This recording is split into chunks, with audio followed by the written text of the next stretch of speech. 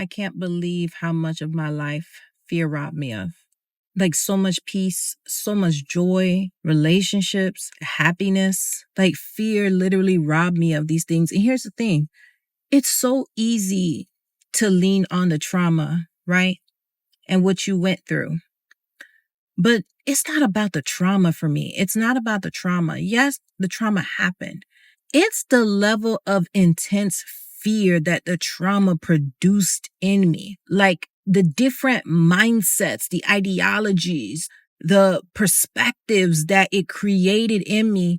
And those perspectives and those belief systems became driving forces in the decisions that I made in life. Even decisions that were sabotaging the very thing that I said I wanted. Fear had the power to do that. And the worst part about it is, if it was not for God's grace, I was not going to relinquish it. I have been serving God for over a decade, and the majority of that time, I've been serving Him on fear. And the thing about it is I'm a purpose-driven person. Like I literally prioritize purpose. I prioritize purpose over my desire. So much things I laid down and said, no, I'm going to choose to do God's will. Yet, for some reason, I wasn't able to execute purpose. I prioritized purpose. I laid my will down for purpose, yet I could not execute purpose. Why? Why, Michelle? Why were you not able to do it? Why, as hard as you fought, why were you not able to execute purpose? Because Michelle was scared. Michelle was scared. So even when I took a few steps forward, fear was going to create something in me to sabotage the very steps that I took because I was so afraid of being hurt and betrayed and disappointed and taken advantage of. Fear. Literally fear. I love God.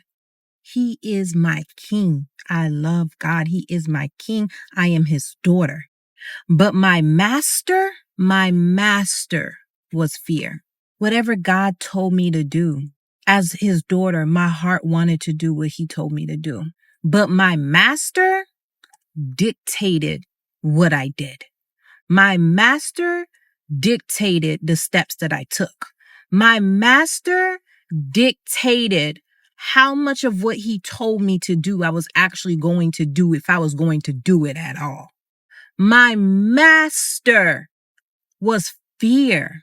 And this is why the Beauty for Ashes program is so near and dear to me, because I understand. I lived it. I lived it. When I talk about surrendering that survival strength and I talk about exchanging it for divine empowerment, I'm not being cute. I know what it looks like, what it feels like when fear is your master. And it's so funny how God works. He will make the very thing that you overcame become your whole ministry. Like overcoming fear for someone like me, you guys don't understand how much self-preservation was one of my core operating systems. And it felt so natural, of course. We're human, right? That's human nature, self-preservation. No. Operating that way was evidence of how much fear was ruling me. So when God is trying to get me to do his will and his purpose, I can't. My mind, my survival brain is going to take over and is going to want to take control of the very thing that God is calling me to do. So God was right to not fully put me in position with purpose in my calling, because he had to ensure that I got that part of me dealt with. And I'm so grateful because so many people are out here hurting people because they never dealt with that part. They are leading, they are teaching, they are coaching, all of it, operating on fear. And now I'm watching myself be a person, be a woman that teaches women and guides women how to overcome that in them so that they can get out of their own way. so they can stop blocking themselves, so they can get in alignment with purpose, so they can heal of that anxiety and that worry and that depression. All of these things that fear produces, because fear makes you feel justified in the decisions that you make, but yet the decisions that you make are going to produce the life that you have, and the life that you have is going to produce the destiny that you arrive at. And it's all being driven by your belief system. And your belief system has everything to do with your experiences. Experiences that for many of us did not elevate us. If anything, they oppressed us. Like, I am really me right now.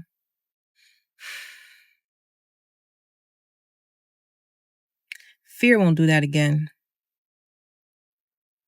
Fear will not do that again. I'm not saying I'm perfect, but that BS, I will heal every single trauma I have to before I ever let fear do what it did to me. That will never happen again.